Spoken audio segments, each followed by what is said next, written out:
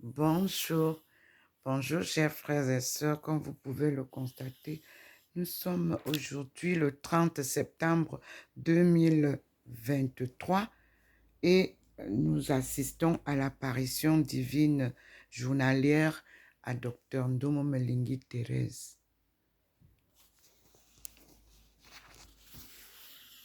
Dans la maison, le Seigneur est entré. J'étais en train de suivre le Vatican et le Seigneur est entré et nous fait vivre les merveilles habituelles.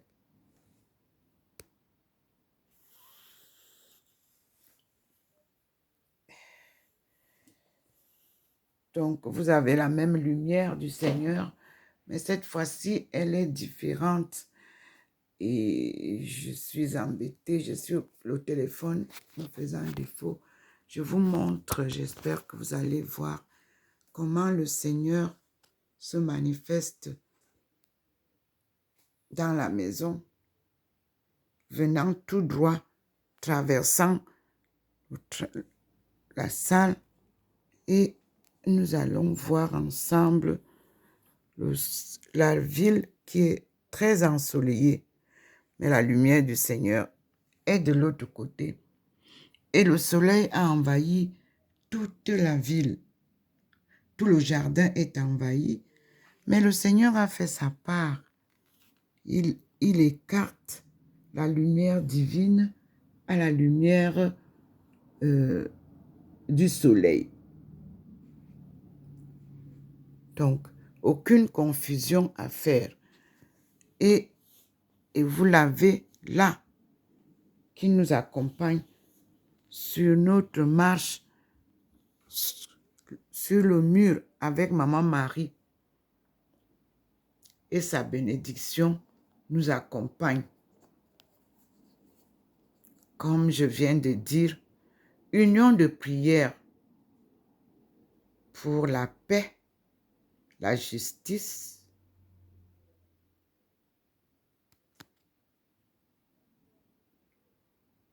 la réconciliation des peuples de Dieu et surtout la fin de la colonisation pour toujours. Vous pourrez lire mes interventions sur les messages du Vatican à l'intronisation des cardinaux. Dieu nous appelle tous pour que le genou, comme il avait dit, tout genou fléchira et que seule la vérité trône. Voilà la présence du Seigneur dans la maison. Moi, je suis assise en train de lire, comme vous le savez, les livres que le Seigneur a choisis pour notre course. Et je réitère l'honneur de la face transfigurée de notre Seigneur Jésus-Christ. Que sa face soit honorée dans toutes les églises du monde. Si on se dit chrétien, il nous faut cette face qui est honorée à Rome, dans toutes les églises du monde. Car qui se dit chrétien suit l'évangile de Jésus-Christ selon lui-même, tel qu'il l'a prêché de son vivant, et que nous soyons à l'écoute de l'évangile qu'il a prêché pendant sa vie sur terre et qu'il nous a légué par ses disciples, en commençant par Pierre, donc où se trouve le Vatican. J'étais bien contente de voir au moins aujourd'hui, nous avons vu les statues noires, l'ancienne représentation de l'église de Saint-Pierre. Et nous espérons que nous verrons la face du Christ pour mieux célébrer sa vie sur terre, pour mieux comprendre son évangile. Il nous faut accepter le fait qu'il ait été tué, assassiné à cause de la vérité, de la parole de Dieu. Tant que cette vérité n'est pas honorée, nous ne louons pas Dieu, parce que Dieu est vérité. Alors, servons Dieu en toute vérité, en toute humilité. Tout à l'heure, je n'avais pas la lumière. Vous voyez que la lumière vient directement et elle est placée là où Maman Marie se trouve. Et vous voyez comment ça c'est venu jusque là où moi je suis assise en train de vérifier les livres que j'ai reçus. Rien ne sera plus comme avant au XXIe siècle. Dieu est venu sauver son peuple. Ce ne sont pas des vains mots, c'est une réalité. Puisque les vidéos que je publie vous montrent ce Dieu invisible, mais à travers sa lumière, nous percevons tout. Et nous lui disons merci pour son pardon de nos péchés, pour son amour, pour son peuple choisi, et surtout pour ses bénédictions à ce peuple innocent que nous retrouvons à Lampedusa, à Marseille,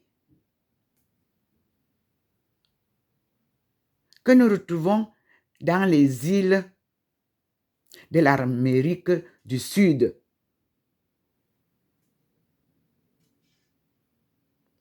Dieu vient rassembler tout son peuple pour le sortir tous ensemble glorieusement de leur marche douloureuse. Gloire à toi, Seigneur, au plus haut des cieux, et paix sur la terre aux âmes qui l'aiment. Nous remercions notre frère qui est mort par amour pour nous sur la croix. Jésus Christ. Christ veut dire oint.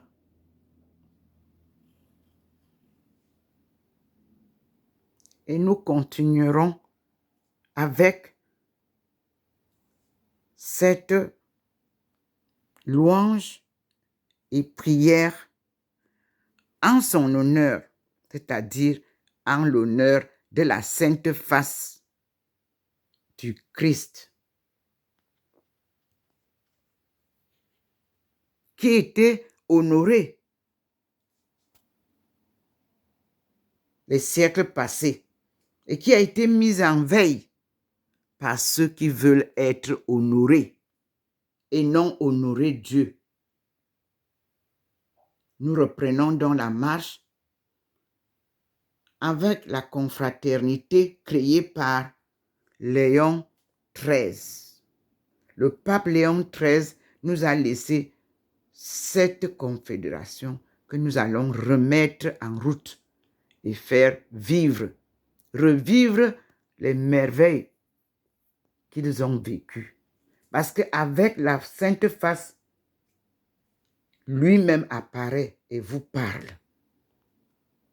Si vous êtes vraiment chrétien et que vous avez la foi en Dieu, il vous parlera. Quoi qu'il soit invisible, il nous parle. Dieu nous parle à travers la face de son Fils.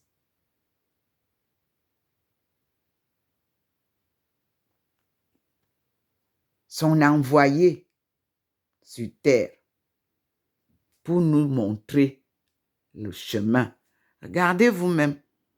J'espère que parce que comme je vais voir si ça passe très bien, comme ce téléphone a une manipulation un peu, à un moment donné, ça ne tourne pas automatiquement, alors je suis obligée de vous montrer comme ça. Je me suis levée pour vous montrer cela. Et je vais aller m'asseoir. Vous avez vu, voilà la présence du Seigneur, du plafond au mur qui nous accompagne.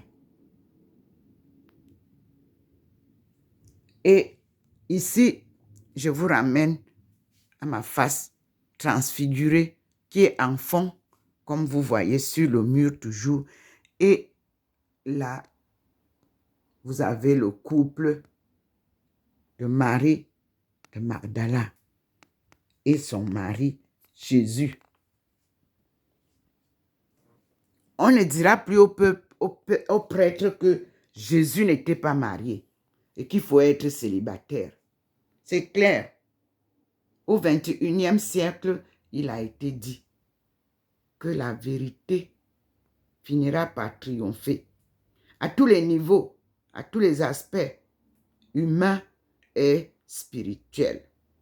Merci Seigneur et gloire à toi, car ta parole est vérité et toutes tes promesses se réalisent. L'Afrique s'est réveillée et l'Afrique est sortie du chaos. Elle vous présente qui elle est, sa souveraineté, sa spiritualité,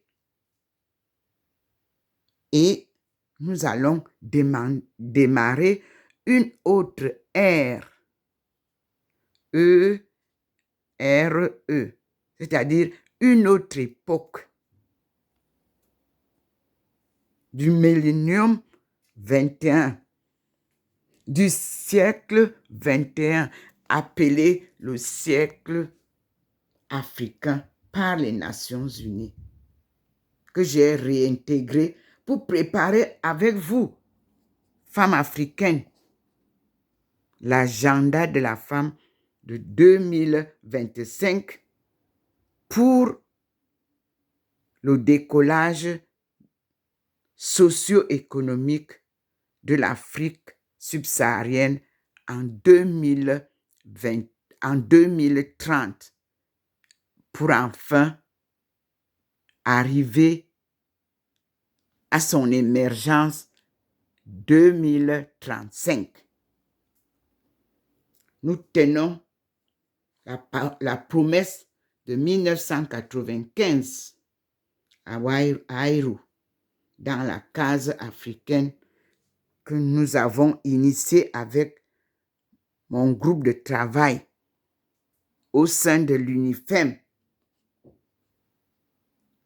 Je suis au rendez-vous et je dis merci au Seigneur, car les Nations Unies se sont souvenus de nous et ils m'ont réintégré pour qu'on avance. Il est trop tard de changer la donne. Pour vous qui voulez toujours garder l'Afrique dans son ignorance, nous allons donc faire une marche, mais accompagnée de Dieu, pas seul.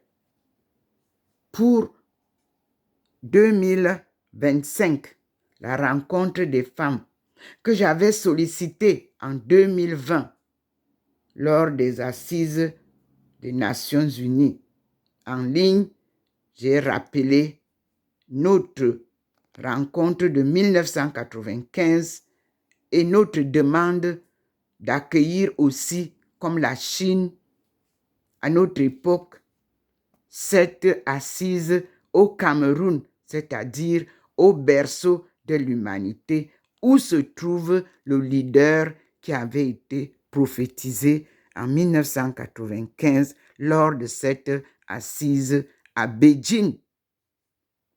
Je l'avais annoncé. C'est une inspiration divine qui m'était venue et nous avons chanté l'hymne national au stade des sports de Beijing avec notre équipe venue du Cameroun et toutes les femmes africaines qui ont rejoint la maison africaine. Nous avons émerveillé le public et j'espère que nous allons aussi émerveiller le public au stade Paul Biya, appelé stade Olembe. Gloire à toi, Seigneur. Et merci pour tout ce que tu fais pour nous.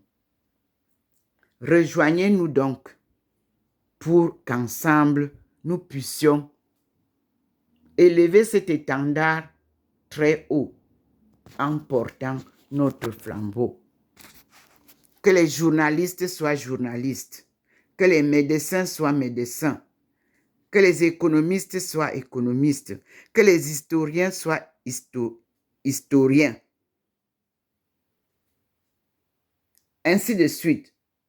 Et enfin, que l'Église soit l'Église de prière et non l'Église de commerce pour nous accompagner. Dieu n'a rien vendu à son peuple de la création à ce jour. Il nous donne tout gracieusement. Nous devons aussi partager gratuitement. Voilà le message que j'avais à vous communiquer. Donc, que chaque discipline respecte sa case. On ne peut pas être journaliste et collecter les informations que les historiens ou les économistes ou ainsi de suite vous donnent à publier. Le rôle des journalistes, c'est d'informer le peuple de tout ce qui se passe à partir des informations qu'ils reçoivent. Les activistes ne peuvent pas conduire un pays. Ils revendiquent quelque chose. Il faut donc qu'ils se mettent là où ils sont. Ils sont politiciens, restez dans le carré des politiciens. On ne peut pas partir de la politique pour emboîter l'économie ou les finances. Non, ça ne marche pas ensemble. De même pour l'Église, on ne peut pas être servant de Dieu ou serviteur de Dieu et embrasser la politique. La politique, allez lire que veut dire politique. La diplomatie ne peut pas devenir un centre commercial. Allez lire ce que veut dire aussi diplomatie. Que chaque personne se mette dans le carré qui lui a été donné. Vous êtes économiste, suivez les économistes. Vous êtes historien, suivez les historiens. Vous êtes géographe, l'Afrique en a besoin. Vous êtes prêtre, apprenez-nous à lire la Bible et surtout, soutenez-nous en prière.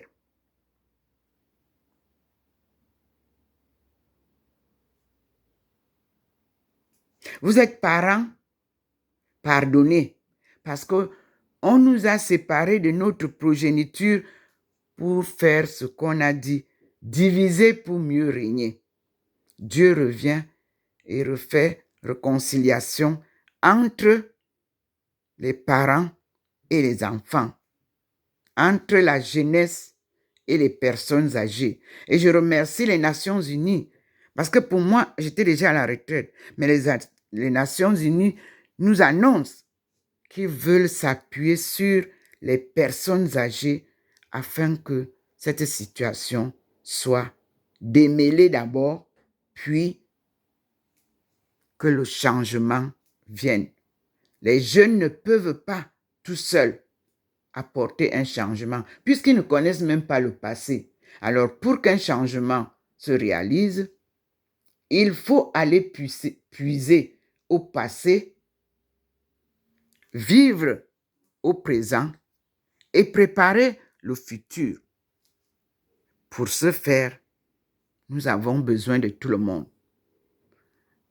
Aujourd'hui, l'appel de la chefferie traditionnelle est criante parce que à l'époque de nos parents, le chef traditionnel était le garant de toutes les institutions de la tribu et protégeait tous ses membres de la tribu. Et surtout, ne badinait pas avec la royauté, l'honnêteté, et tout était bien organisé. Nous allons refaire un tour dans les chefferies traditionnelles et leur redonner leur pouvoir qui a été pris par les chefs de terre. Non, c'était une grosse erreur. Merci Seigneur. Merci mon Dieu. Ta guidance est la meilleure. Nous allons reconstruire l'éducation. Vous-même vous entendez. Que ce soit aux Nations Unies, le constat est criard. Le constat est vrai. Nous allons préparer l'école de demain, c'est-à-dire pratique et théorique. Mais nous allons la préparer avec ceux d'aujourd'hui qui n'ont pas eu la chance d'avoir la vraie éducation, les vraies théories et les vraies pratiques. Nous revenons à l'école. Moi, je suis toujours prête à être avec vous.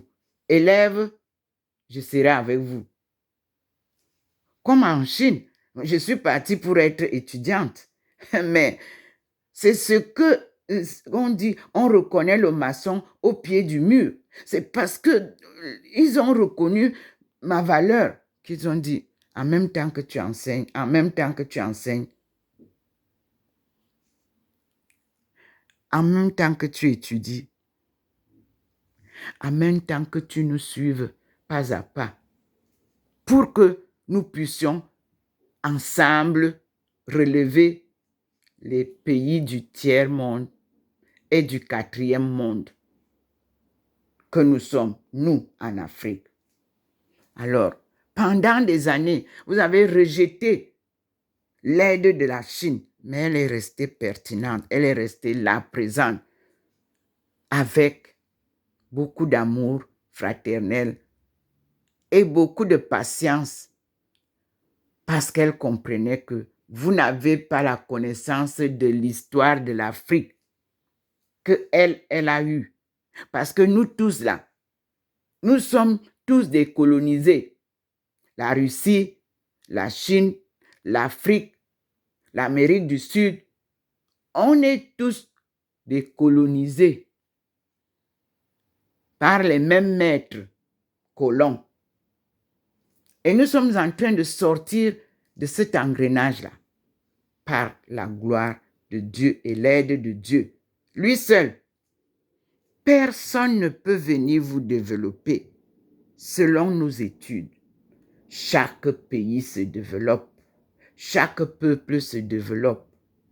Alors, en ce temps-là, il vient sur le marché pour présenter les surplus de son développement et échanger avec les autres pays. Mais vous voulez sauter déjà, être sur le marché, alors que vous n'avez même pas encore pris conscience de qu'est-ce que vous produisez pour vendre. Ce sont les autres qui vous imposent toujours ce que vous devez produire pour vendre. Ce ne sera plus ça. Et pour conclure, je vous confirme que c'est l'Afrique qui était la première puissance économique du monde, scientifique du monde, technologique du monde. Vous verrez que jusqu'en 1950, on avait Internet et que ça a été coupé. Et on a remis Internet il n'y a pas très longtemps. La codification de la langue étoune se faisait par quoi? Vous allez comprendre finalement que rien n'est nouveau sur ce ciel parce que tout n'est que recommencement de génération en génération. Voilà, vous voyez, quand le Seigneur me donne à parler, vous voyez, quand je finis, la lumière diminue aussi et vous pouvez voir comment la lumière vient vers moi. Donc, je vais m'asseoir et vous dire, prions le Seigneur, tel que Jésus nous l'a enseigné dans Matthieu 6, du verset 9 au verset 13. Merci Seigneur. Je m'assieds et vous voyez qu'il a envoyé la lumière sur moi. Et je récite avec vous, frères et sœurs, la prière que notre frère nous a laissée. Elle est à nous tous comme le rosaire de Jean-Paul II. Au nom du Père et du Fils et du Saint-Esprit. Amen. Notre Père qui es aux cieux, que ton nom soit sanctifié, que ton règne vienne, que ta volonté soit faite sur la terre comme au ciel. Donne-nous aujourd'hui notre pain quotidien. Pardonne-nous nos offenses, comme nous pardonnons aussi à ceux qui nous ont offensés. Et ne nous soumets pas à la tentation, mais délivre-nous du mal. Car c'est à toi qu'appartiennent le règne, la puissance et la gloire pour les siècles et les siècles. Amen. Merci Seigneur. Nous sommes avec ma Marie et je la salue. Je vous salue Marie, pleine de grâce. Le Seigneur est avec vous. Vous êtes bénie entre toutes les femmes et Jésus, le fruit de vos entrailles, est béni. Sainte Marie, Mère de Dieu, priez pour nos pauvres pécheurs, maintenant et à l'heure de notre mort. Amen. Quand on dit Mère de Dieu, c'est parce que Jésus, c'est Dieu qui s'est fait homme. Donc, Jésus, le Fils, est la représentation même de Dieu sur terre. Par lui, Dieu nous s'est approché à nous. Je viens donc de terminer et ce qui était au plafond reste un peu pour me dire, je suis là, mais tu as bien terminé ce que je t'ai dit. Merci Seigneur de m'utiliser en cette terre où le monde est dans une turbulence qui n'a pas de nom. Et je te dis merci. Moi, je n'ai pas voulu dire qui suis-je. Moi, je dis merci au Seigneur.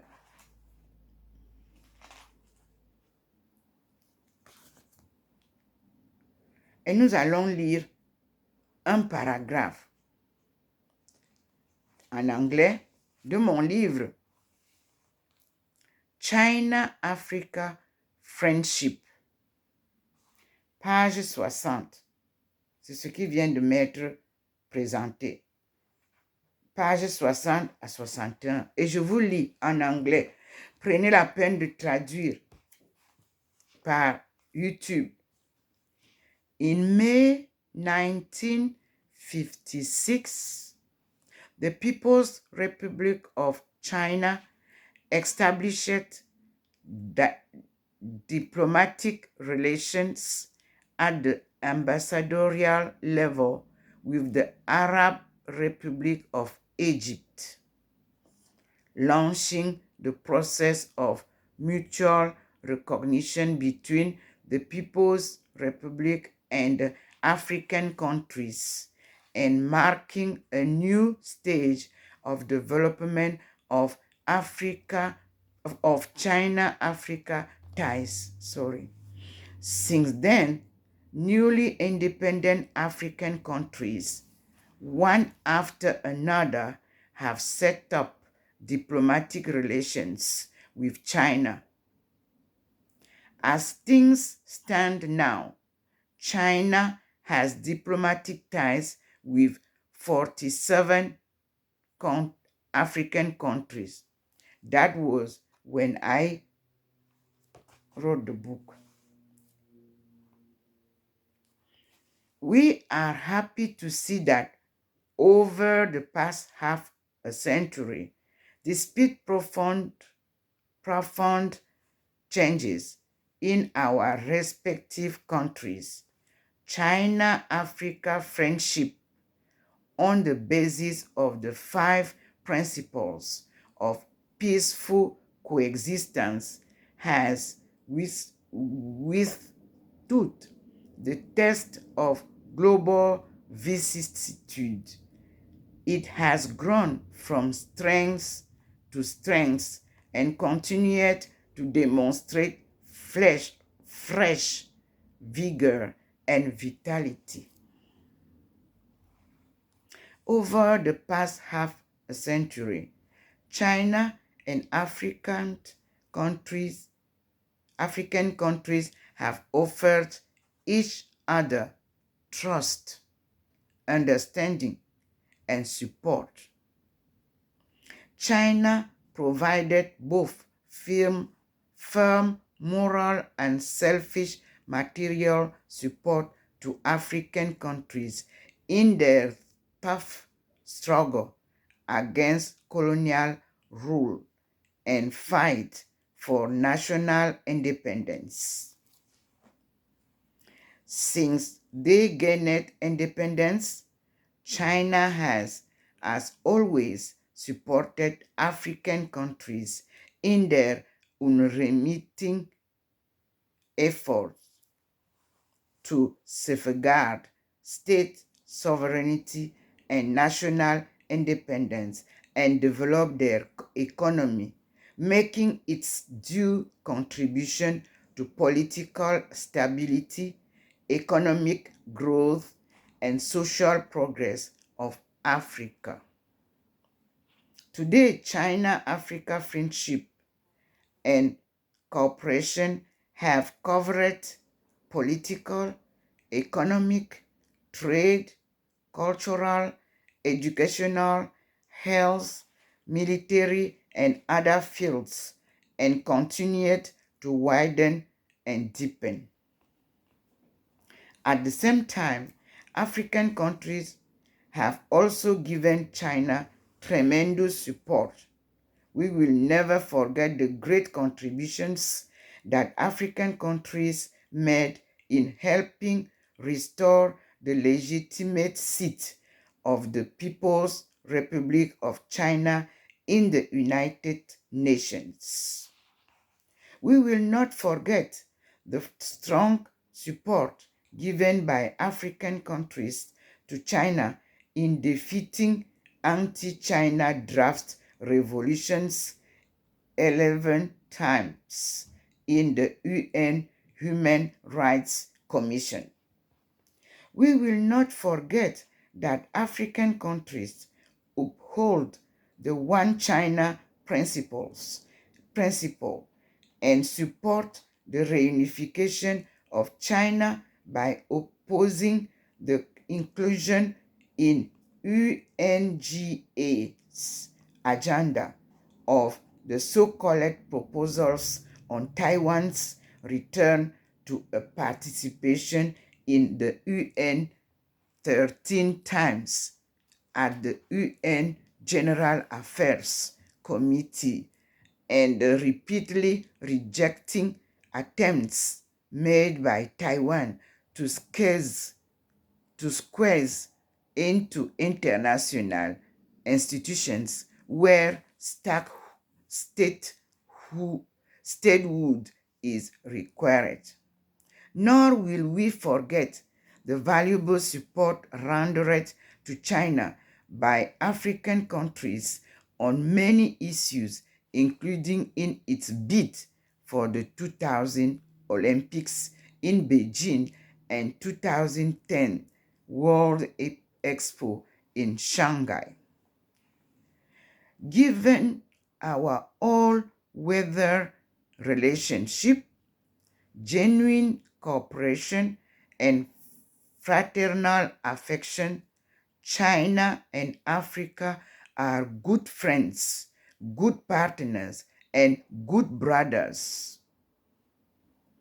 Although we are separate by great distances, our hearts are always closely connected. Above the past half a century, we have seen continuous system innovation and diverse formats in the friendly relations and cooperation between China and Africa. The Forum on China-Africa Cooperation Together, established by the two sides in October 2000, has become an effective mechanism and major platform for China-Africa collective dialogue and practical cooperation against the new backdrop. The forum and the third ministerial conference in Beijing give a warmly welcome to African leaders to Beijing for the meeting and look forward to discussions on the important matters in China-Africa friendship and cooperation in the long term was held. We are confident that the summit and the ministerial conference will be a further successful historical gathering that highlights solidarity and practical cooperation and take China-Africa friendship and cooperation under the new circumstances to a higher level. See China's African Policy 2006-0112. Now, this was the section 3.23. Let us go back to the beginning of that section and read China's African Policy. Enhancing solidarity and cooperation with African countries has always been an important component of China's independent foreign policy of peace. China will unswervingly carry forward the tradition of China-Africa friendship and proceeding from the fundamental interests of both the Chinese and African people, establish and develop a new type of strategic partnership with Africa, featuring political equality and mutual trust, economic win-win cooperation, and cultural exchange. The general principles and objectives of China's African policy are as follows: sincerity, friendship, and equality.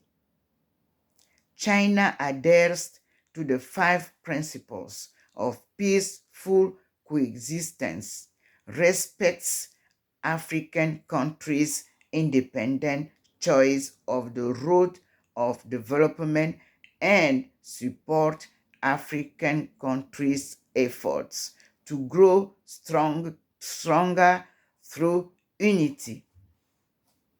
Second point, mutual benefit, reciprocity, and common prosperity. China supports African countries' endeavor for economic development and nation building, carries out cooperation in various forms in the economic and social development, and promotes common prosperity of China and Africa. Third, mutual support and close coordination. China will strengthen cooperation with Africa in the UN and other multilateral systems by supporting each other's just demand and reasonable positions, and continue to appeal to the international community to give more attention to questions concerning peace and development in Africa. Fourth, and the last point, learning from each other and seeking common development. China and Africa will learn from and draw upon each other's experience in governance and development, strengthen exchange and cooperation in education, science, culture, and health, supporting African countries' efforts to enhance capacity building. China will work together with Africa in the exploration of the road of sustainable development. The One China principle is the political foundation for the establishment and development of China's relations with African countries and regional organizations. The Chinese government appreciates the fact that the overwhelming majority of African countries abide by One China principle, refuse to have official relations and contacts with Taiwan, and support China's great cause of reunification. China stands ready to establish and develop state-to-state relations with countries that have not yet established diplomatic ties with China on the basis of the One China principle.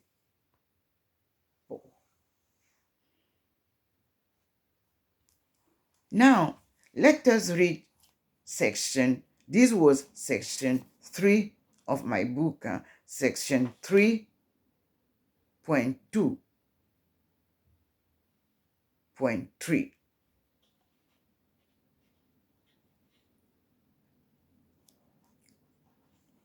Let us see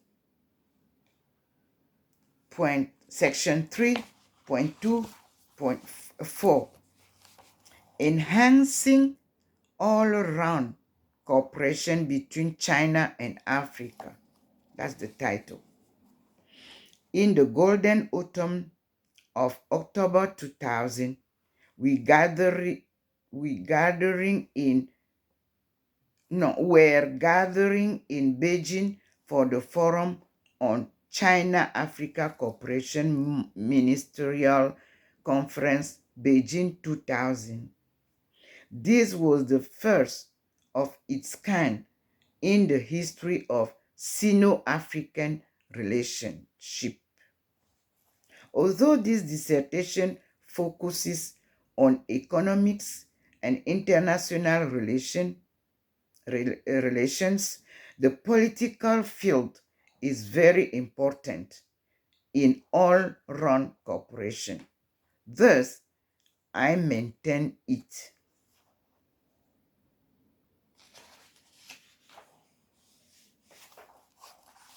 Now, let us see. 1. The political field. First, high-level visits. China will maintain the momentum of mutual visits and dialogues between Chinese and African leaders with a view to facilitating communication, deepening friendship, and promoting mutual understanding and trust. 2. Exchanges between legislative bodies. China favors increased multi-level and multi-channel friendship exchanges on the basis of mutual respect between China's National People's Congress (NPC) on the one hand and parliaments of African countries and the Pan-African Parliament of the AU on the other, for the purpose of deepening understanding and cooperation. Point 3. Exchanges between political parties. The Communist Party of China, CPC, develops exchanges of various forms with friendly political parties and organizations of African countries on the basis of principles of independence, equality, mutual respect, and non-interference in each other's internal affairs. The purpose of such exchanges is to increase understanding and friendship and seek trust and cooperation. Point 4. Consultation mechanisms. Mechanisms such as national bilateral committees between China and African countries, political consultation between foreign ministries, joint or mixed communities on trade and economic cooperation, and mixed committees on science and technology should be established and improved so as to institutionalize dialogue and consultation in a flexible and pragmatic manner. Point 5. Cooperation in international affairs. Cooperation in international affairs. China will continue to strengthen solidarity and cooperation with African countries on the international arena, conduct regular exchange of views, coordinate positions on major international and regional issues, and stand for mutual support on major issues concerning state sovereignty, territorial integrity, national dignity, and human rights.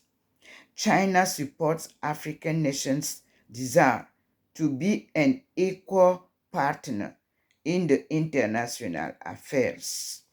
China is devoted, as are African nations, to making the UN play a greater role, defending the purposes of principles of the UN Charter, establishing a new international political and economic order featuring justice, rationality, equality, and mutual benefit, promoting more democratic international relationship and rule of law in international affairs, and safeguarding the legitimate rights and interests of developing countries.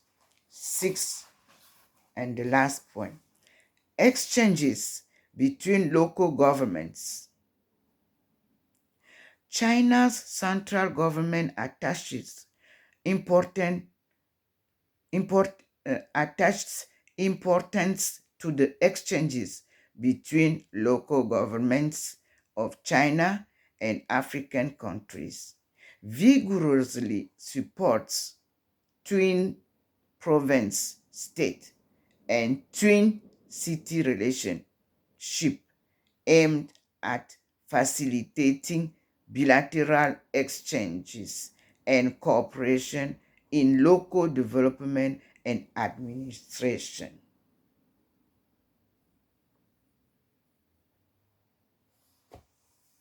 Two, that was the political field. Now, two, peace and security, military cooperation. China will promote high-level military exchanges between the two sides and actively carry out military-related technological exchanges and cooperation.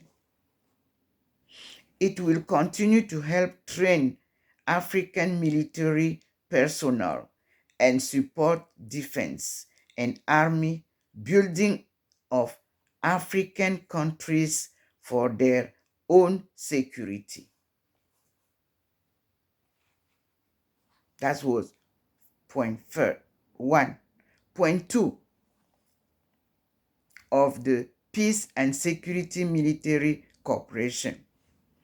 Conflict settlement and peacekeeping operations. China supports the positive efforts by the AU and other African regional organizations and African countries concerned to settle regional conflicts and will provide assistance within our own capacity. It will urge the UN Security Council to pay attention to and help resolve regional conflicts in Africa. It will continue its support to and participation in UN peacekeeping operations in Africa. 3. Judicial and police cooperation. China is prepared to promote exchange and cooperation between Chinese and African judicial and law enforcement departments. The two sides may learn from each other in legal system building and judicial reform so as to be better able to prevent, investigate, and crack down on crimes. China will work together with African countries to combat transnational organized crimes and corruption and intensify cooperation on matters concerning judicial assistance, extradition, and the repatriation of criminal suspects.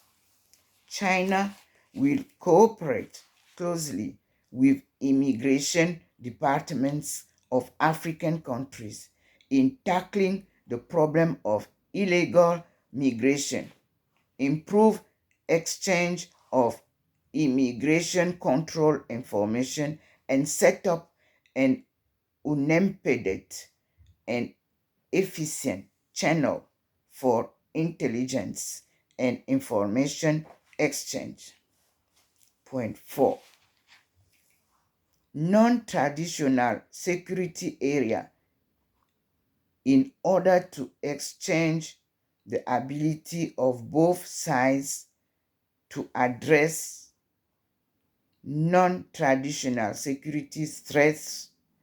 It is necessary to increase intelligence exchange, explore more effective ways and means for closer cooperation in combating terrorism, small arms smuggling, drug trafficking,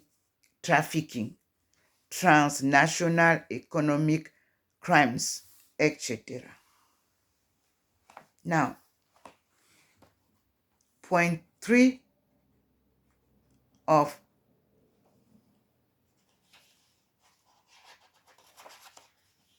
section 3.24, we have 3 economic field. 1. Trade. The Chinese government will adopt more effective measures to facilitate African commodities access to Chinese market and fulfill its promise to grant duty-free treatment to some goods from the less developed African countries, with a view to expanding and balancing bilateral trade and optimizing trade structure. It intends to settle trade disputes and frictions properly through bilateral or multilateral friendship consultation, mutual understanding, and mutual accommodation. Effort will be made to encourage business communities on both sides to set up China-Africa Joint Chamber of Commerce and Industry. When conditions are ripe, China is willing to negotiate free trade agreement FTA with African countries and African regional organizations. Point 2 of the economic field. Investment. The Chinese government encourages and supports Chinese enterprises investment and business in Africa and will continue to provide preferential loans and buyer credits to this end. The Chinese government is ready to explore new channels and new ways for promoting investment cooperation with African countries and will continue to formulate and improve relevant policies, provide guidance and service, and offer convenience. African countries are welcome to make investment in China. The Chinese government will continue to negotiate, conclude, and implement the agreement on bilateral facilitation and protection of investment and the agreement on avoidance of double tax with African countries. The two sides should work together to create a favorable environment for investment and cooperation and protect the legitimate rights and interests of investors from both sides. 3. Financial cooperation. we are in the field of economics, financial cooperation to further to further develop China-Africa cooperation in the era of finance. The Chinese government will support the efforts of Chinese financial institutions to increase exchanges and cooperation with their counterparts in African countries, as well as regional financial institutions in Africa. 4. Agricultural cooperation. China tends to further promote its agricultural cooperation and exchanges with African nations at various levels through multiple channels and in various forms. Focus will be laid on the cooperation in land development, agricultural plantation, breeding technologies, food security, agricultural machinery, and the processing of agricultural and sideline products. China will intensify cooperation in agricultural technology, organize training courses of practical agricultural technologies.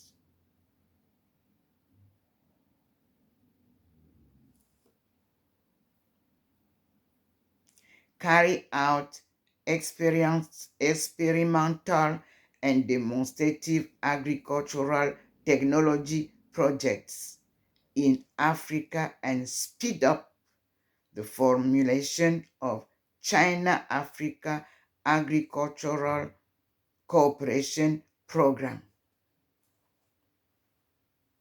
5. Infrastructure. The Chinese government will step up China-Africa cooperation in transportation, communication, water conservancy, electricity, and other infrastructures. It will vigorously encourage Chinese enterprises to participate in the building of infrastructure in African countries, scale up their contracts, and gradually establish multilateral and bilateral mechanisms on contractual projects. Efforts will be made to strengthen technology and management cooperation, focusing on the capacity building of African nations. 6. Resources cooperation. The Chinese government facilitates information sharing and cooperation with Africa in resources areas. It encourages and supports competent Chinese enterprises to cooperate with African nations in various ways on the basis of the principle of mutual benefit and common development to develop and exploit rationally their resources with a view to helping African countries to translate their advantages in resources to competitive strengths and realize sustainable development in their own countries and the continent as whole. 7. Tourism cooperation. China will implement the program of Chinese Citizens Group Tour to some African nations and grant more African countries as they wish and as far as feasible approved destination status for outbound Chinese tourist groups. China welcomes citizens from African nations for a tour of the country. China welcomes citizens from African nations for a tour of country. 8. Debt reduction and release. China is ready to continue friendly consultation with some African countries with a view to seek solution to or reduce of the debts they owe to China. It will urge the international community, developed countries in particular, to take more substantial action on the issue of debt reduction and release for African nations. 9. Economic assistance. In light of its own financial capacity and economic situation, China will do its best to provide and gradually increase assistance to African nations with no political strings attached. 10. Multilateral cooperation. China is ready to enhance consultation and coordination with Africa within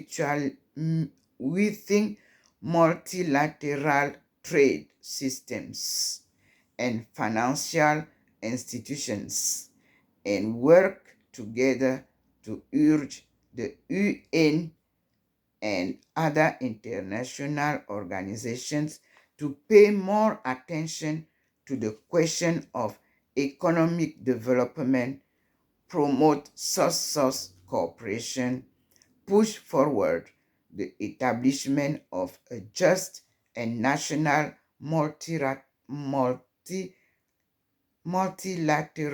trade system, and make the voices of developing countries heard in the decision-making of international financial affairs. It will step up cooperation with other countries and international organizations to support the development of Africa and help realize Millennium Development Goals in Africa. 4. Education, science, culture, health, and social aspects.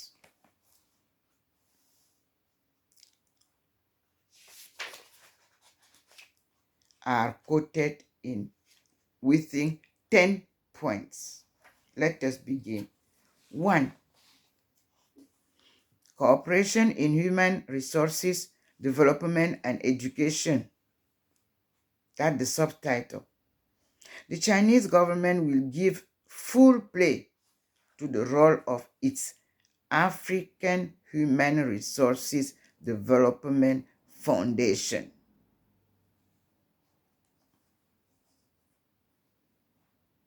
I repeat, the Chinese government will give full play to the role of its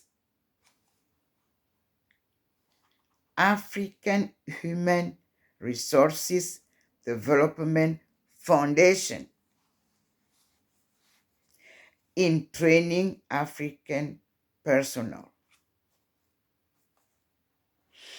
It will identify priority areas, expand areas of cooperation, and provide more input according to the needs of African countries so as to achieve greater results. Exchange of students between China and Africa will continue. China will increase the number of government scholarships as it sees fit. Continue to send teachers to help African countries in Chinese language teaching and carry out educational assistance projects to help develop Africa's weak disciplines. It intends to strengthen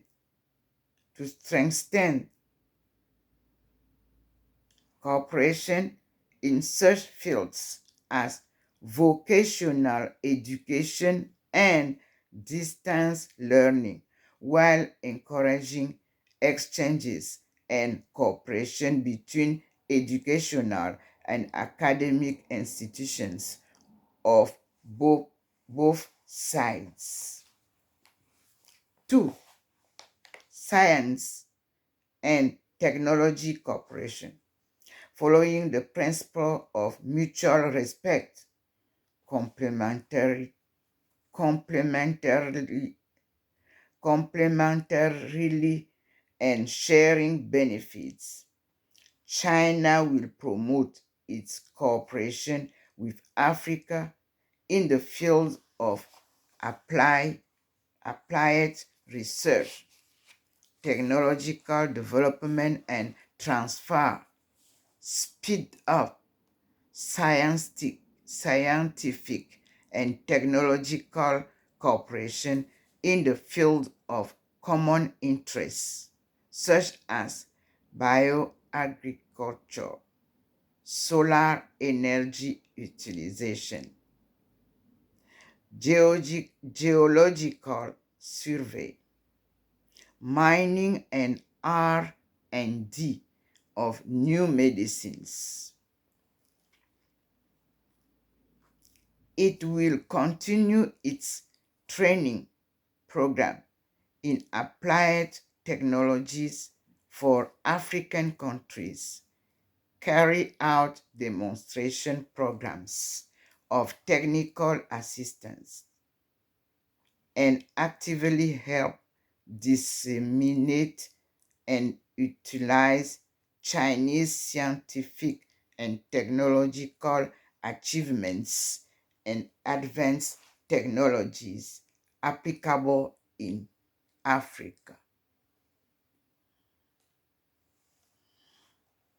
3. Cultural exchanges. China will implement agreements of cultural cooperation and relevant implementation plans reached with African countries, maintain regular contacts with their cultural departments, and increase exchanges of artists and athletes. It will guide and promote cultural exchanges in diverse forms between people's organizations and institutions in line with bilateral cultural exchange programs and market demand.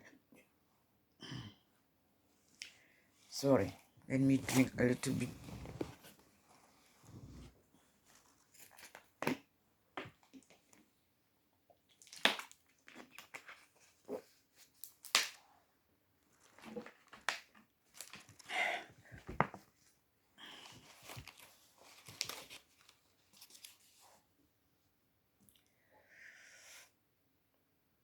We said cultural exchange. Point 3.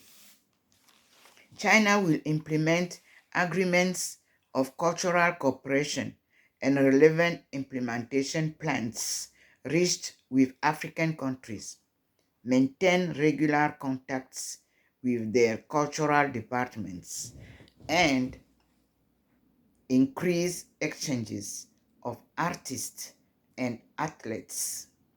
It will guide and promote cultural exchanges in diverse forms between people's organizations and institutions in line with bilateral cultural exchange programs and market demand. 4. Medical and health cooperation. China is ready to enhance medical personnel and information exchange with Africa. It will continue to send medical teams and provide medicines and medical materials to African countries and help them establish and improve medical facilities and train medical personnel. China will increase its exchanges and cooperation with African countries in the prevention and treatment of infectious diseases, including HIV, AIDS, AIDS, and malaria and other diseases. Research and application of traditional medicine and experience concerning mechanisms for public health emergencies. 5. Media cooperation.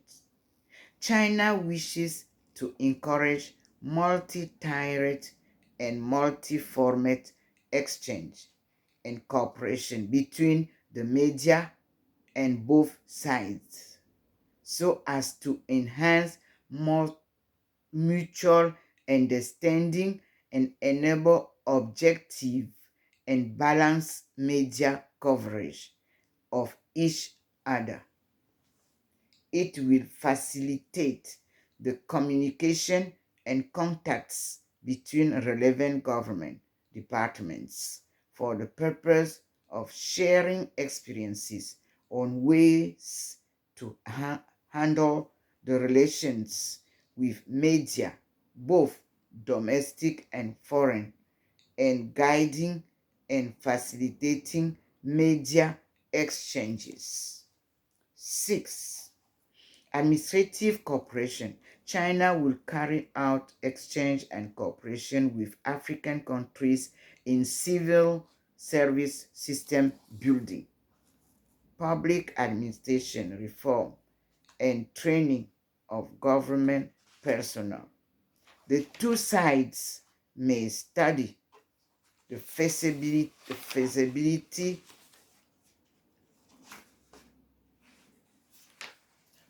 of setting up a mechanism for personal and administrative cooperation. 7. Consular cooperation.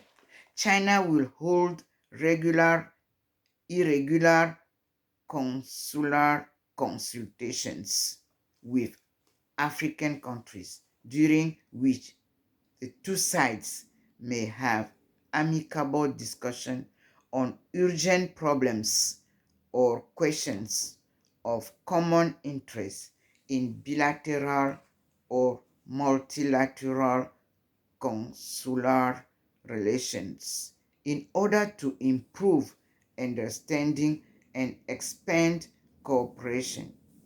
The Chinese side will work with Africa to facilitate personal flow and ensure the safety of their nationals. 8. People-to-people exchange. China will encourage and facilitate the exchanges between people's organizations of China and Africa, especially the youth and women, with a view to increasing the understanding trust, and cooperation of people on both sides. It will encourage and guide Chinese volunteers to serve in African countries. 9. Environmental cooperation. China will actively promote China-Africa cooperation in climate change, water resource conservation, anti-desertification, biodiversity, and other areas of environmental protection by facilitating technological exchange. 10, and the last point, disaster reduction, release, and humanitarian assistance. China will actively carry out personal exchange, training, and technological cooperation in field of disaster reduction and relief.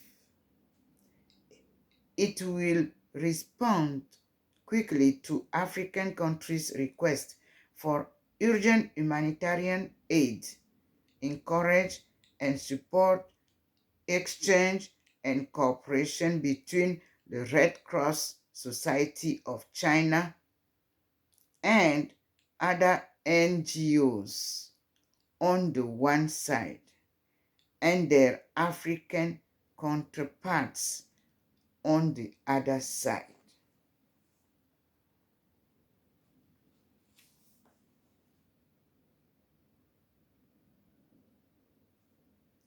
We have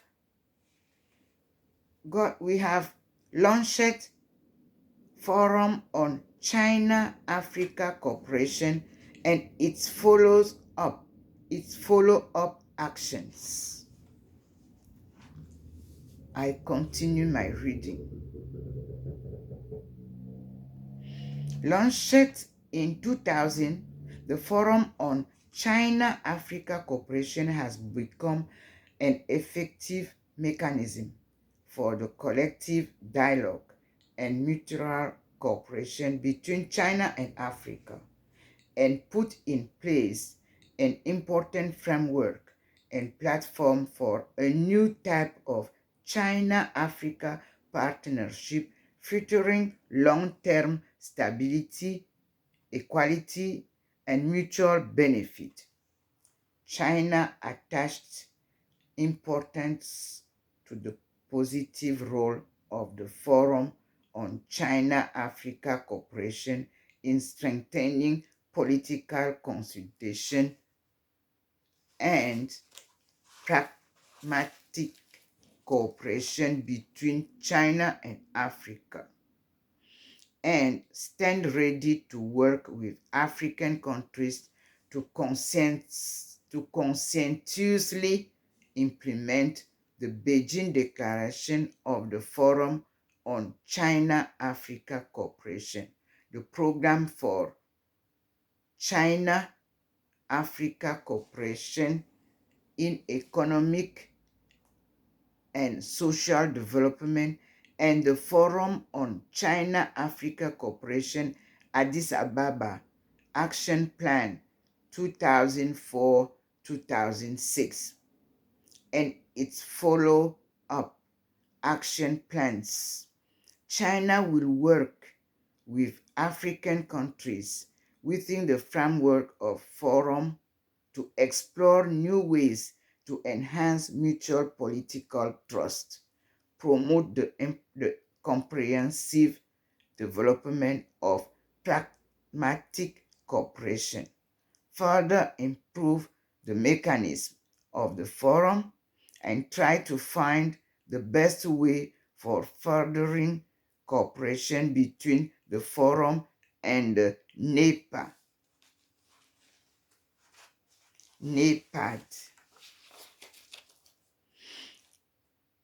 Next, China presents proposals to enhance China-Africa trade ties. as follows. China has put forward proposals to further intensify China-Africa cooperation, especially in the economic and trade fields. A senior Communist Party of China, CPC, 2008 401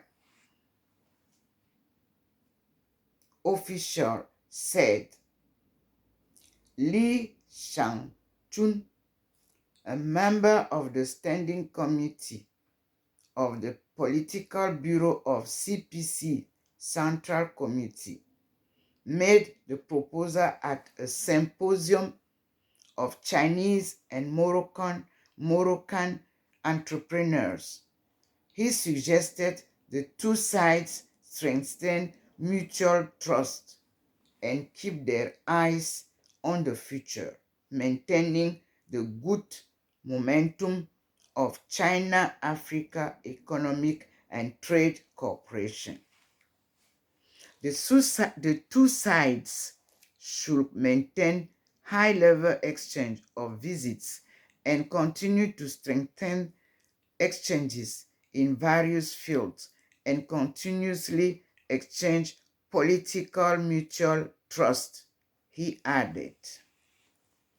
Both sides should adhere to the spirits of mutual benefit, reciprocity, equality, and coordination, and consolidate the political foundation of the cooperation to ensure that the Chinese-African economic and trade relation further develop in a good and fast way. Lee suggested strengthening guidance and increasing exchanges to create a more advantageous environment for the development of economic development, no, for the development of the economic and trade cooperation between China and Africa. The guidance of the government should further be strengthened, and personal exchanges and share of information between enterprises of China and Africa should be intensified. He added, China will encourage the increase of import from Africa and encourage more Chinese enterprises with good reputations, as well as strengthening investment in Africa, while encouraging more Chinese to tour Africa to enhance the income of African countries. He urged both sides to give prominence to major points and create new ways to push further rapid development of China-Africa economic cooperation. The two sides should bring into full play the strong interrelationship of the two sides' economies and perfect the trade structure between China and Africa and augment the volume of bilateral trade. Chinese enterprises should engage in the economic and trade cooperation with Africa with first-class technology, products, and services, and maintain the principles of fair competition and mutual benefit. The Chinese official said promotion fair opens in Beijing 2006. I think it was 1106. Chinese enterprises operating in Africa should endeavor to build up a good image of paying attention to reputation and quality and shoulder social responsibilities such as promoting employment, improving livelihood, training personnel, and protecting the environment. China and Africa should fully tap cooperation potential and strive to bring their trade volume to 100 billion US dollar by 2010. A promotion fair of African products opened here Monday morning following a landmark China-Africa summit at which China promised to further open its market to the African continent. Over 170 enterprises from 23 African countries filled a Beijing exhibition hall on Monday with variety of their local specialties, including minerals, jewelry, textile, food, spice, tea, and coffee. The two-day exhibition that followed the Beijing Summit of Forum on China-Africa Cooperation was targeted to increase Africa's export to China. Officials with China's Ministry of Commerce said. Chinese President Hu Jintao announced Saturday at the opening ceremony of the summit that China will further open up its market to Africa by increasing the number of tariff-free import items from Africa to 440 from the present 119, with other cooperation measures, including 5 billion US dollar of loan and credits and exemption of more debt owed by poor African countries.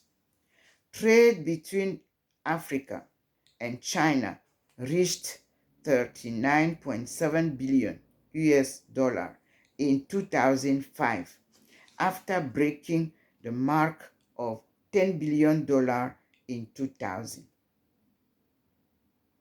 We hope the exhibition will help African enterprises know better cooperation, said Jiang Zhengwei, Vice Minister of Commerce.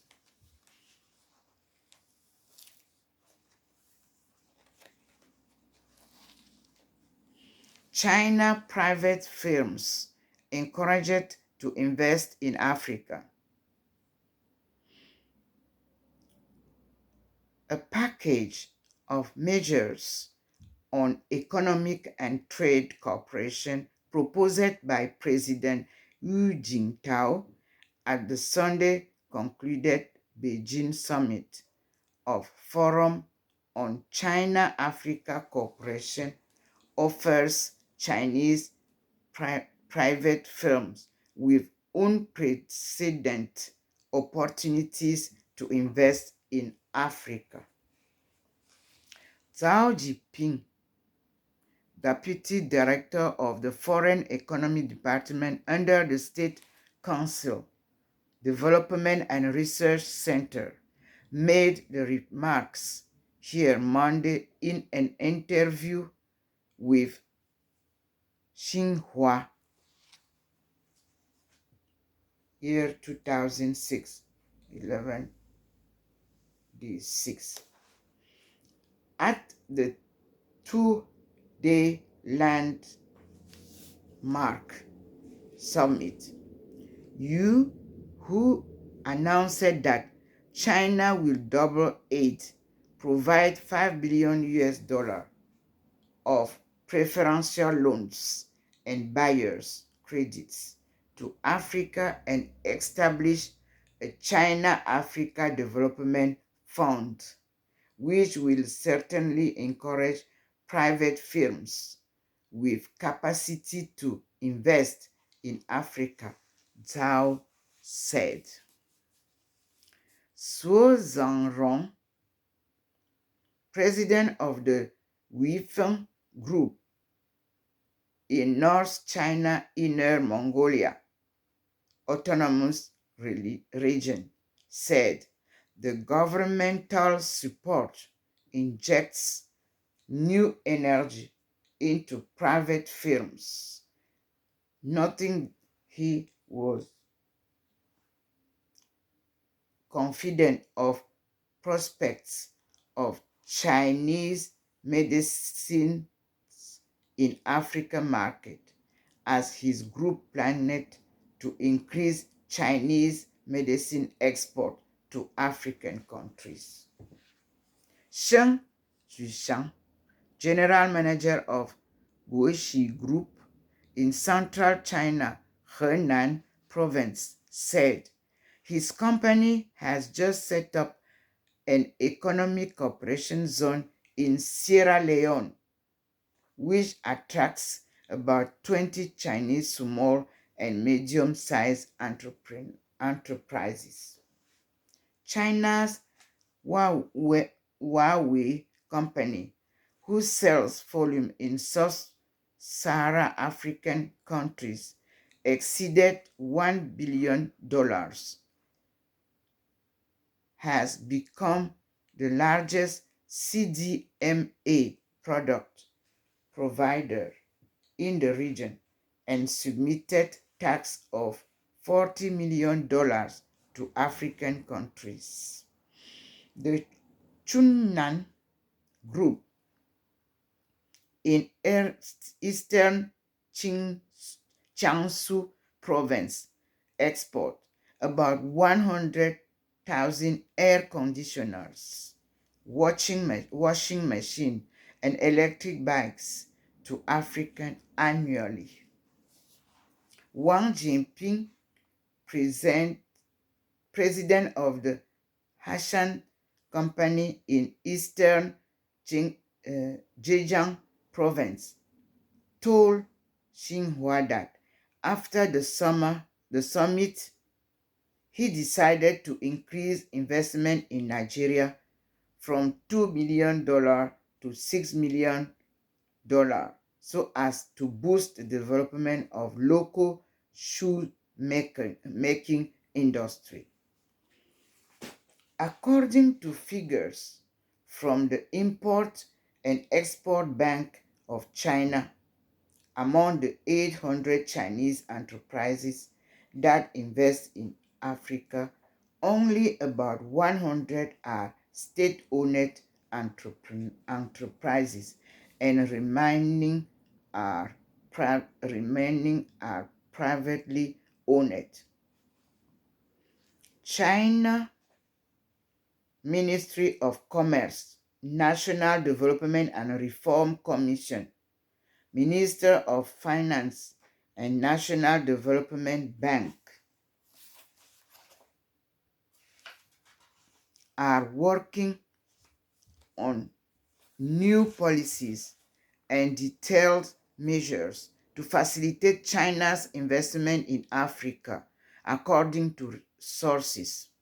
China's private companies will play a large role in expanding investment in Africa, said Wang Licheng, vice president of the Chamber of Commerce on Sino-African trade. 2. Agricultural cooperation. Agriculture is a priority in China-Africa economic and technological cooperation. China has signed agreement on agricultural and fishery cooperation with many African countries and has developed extensive and fruitful cooperation in these respects. Since 1960, China has helped over 40 African countries to build agro-technology pilot or demonstration farms and promotion stations under nearly 200 cooperation programs and carried out 23 fishery cooperation projects with 13 African countries. In addition, China has sent over 10,000 agro-technicians over the years to Africa to train local farmers and provide consultancy. Since the 1990s, the Chinese government has adopted active measures in terms of funds and policies to encourage and support competitive large agricultural enterprises, including private ones, to invest in Africa or develop diversity, no, and or develop diversified cooperation with their African counterparts. This has helped African counterparts. This has helped countries to develop their agriculture, improve people's livelihood, and achieve economic and social progress. Africa boasts abundant agricultural resources, while China is a big agricultural country with mature and applicable agricultural technologies. There are both broad prospects for China-Africa agricultural cooperation. The 20th century witnessed earth-shaking changes in both China and Africa. The Chinese and African people fought courageously for their national independence and freedom. They have since made strenuous efforts for peace and development. They have scored remarkable achievements and made historical progress in building up their countries. We have come to conclusion after reviewing the history of the past 100 years that Chinese people and African people both treasure independence, love peace, and long for development, and that they are both important forces for world peace and common development.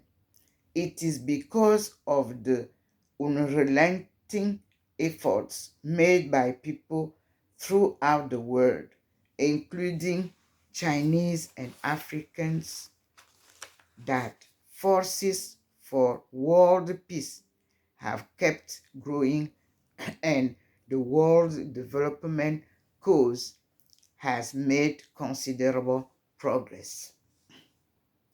The world today is moving towards multipolarity, and the international situation is on the whole improving, while modern science and technology driven by information technology are advancing rapidly.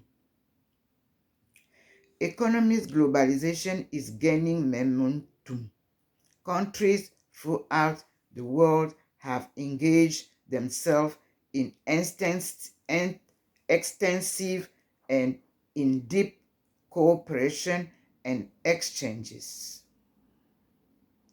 The lofty cause of peace and the development of mankind promise a bright future. However, development from country to country varies. hegemony and power politics still exist. Developing countries are still faced with the arduous task of safeguarding their sovereignty, security, and interests. The gap between the North and the South is being widened not only economically but also in science and technology. Hence, there has emerged a disturbing digital divide. Poverty and backwardness coupled with external factors have exacerbated ethnic rifts, religious feuds, and social conflicts in some developing countries, led to conflicts and wars, and impaired state stability and national development. At the root of these problems are many irrational and inequitable factors in the current international political and economic order. They are detrimental not only to world peace and development, but also to the stability and development of many developing countries. In this chapter, I have come to the conclusion after a review of the history of the past and of the past 100 years that the Chinese people and the African people both treasure independence, love peace, and long for development, and that they are both important forces for world peace and common development. It is the unremitting effort made by these people throughout the world, including the Chinese and African peoples, that forces for world peace have kept growing, and the world development cause has made considerable progress. Mankind is about to usher in new century.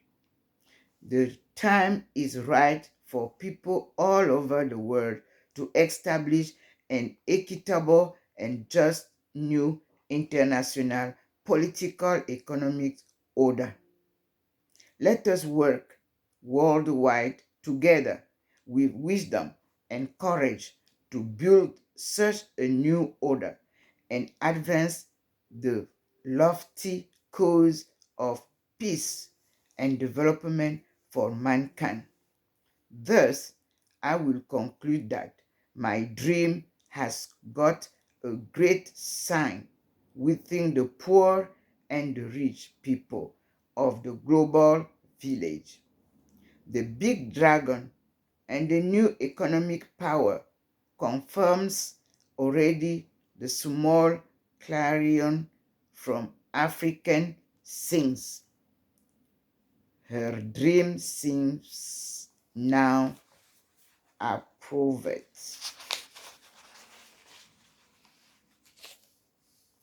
Nearly take off to the full realized.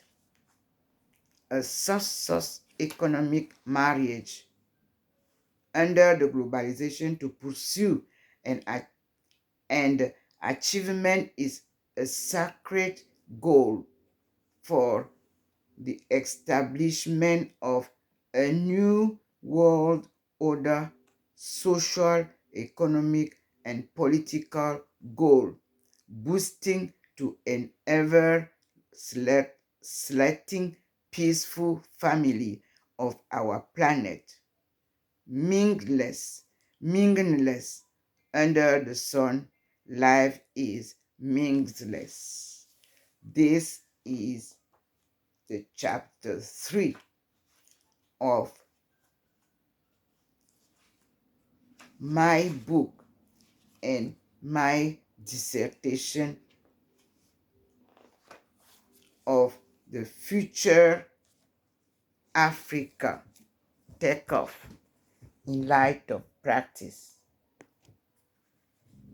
in Chinese economic development. A divine mission.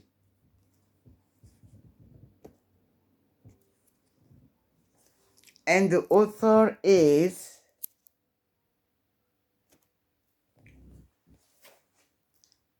Thanksgiving to our Lord, who is guiding my marathon, my study, my research, my faith, to bring to you this fruitful achievement. Let us get together now and start the new run of the phase that is called in academic area postdoc of the future African, sub-Saharan takeoff in light of practice in Chinese economic development. And we see here a divine mission. Dr. Ndomo Melingui Thérèse Aisha.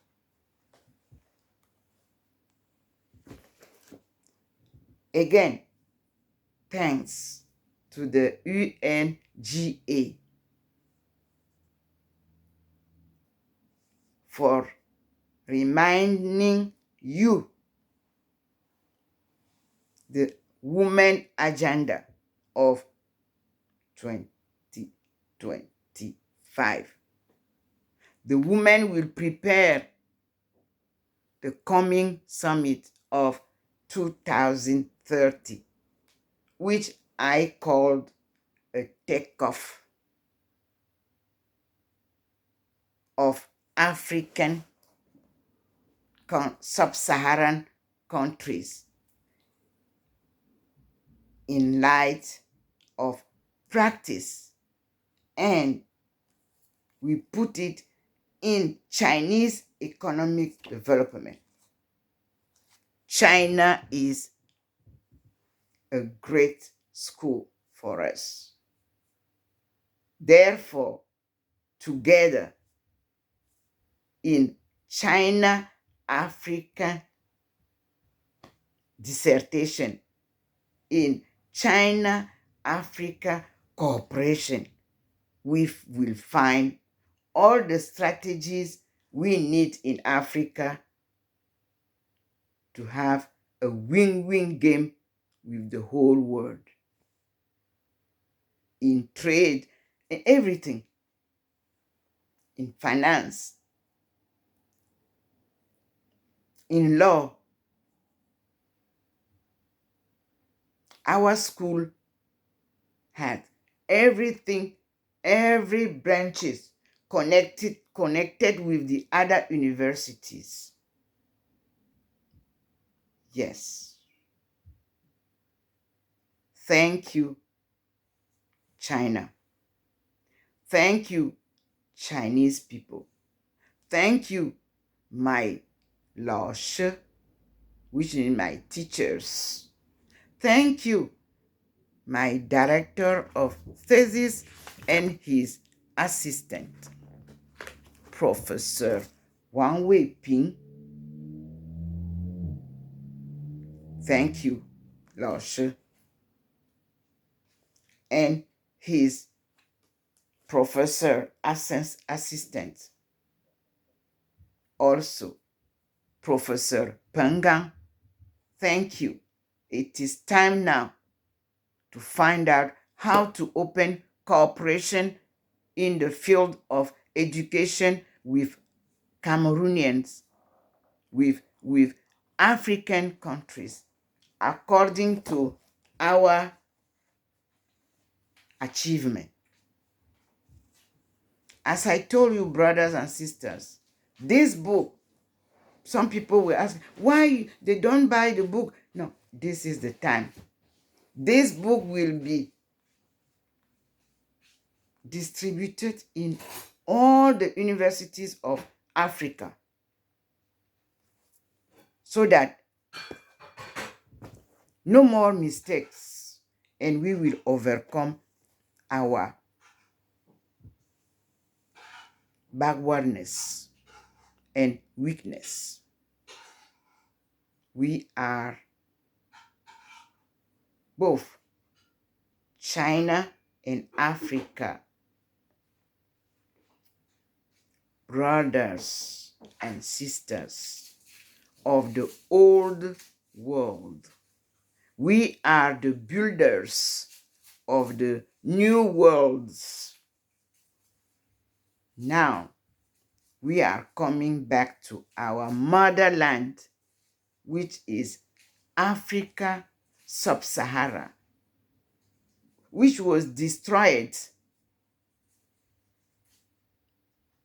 to rebuild our El Dorado. We can say thanksgiving to our Lord, Almighty God. And peace be upon all of you. No more war. No more confusion. You have the book. And you have the promise of Chinese people who will help us to be able to understand and to move further. Thank you for your attention, and God bless all of you, brothers and sisters. I'm Dr. Ndomo Melingui Thérèse, following a divine mission under God's guidance. And China is our best teacher. Thank you.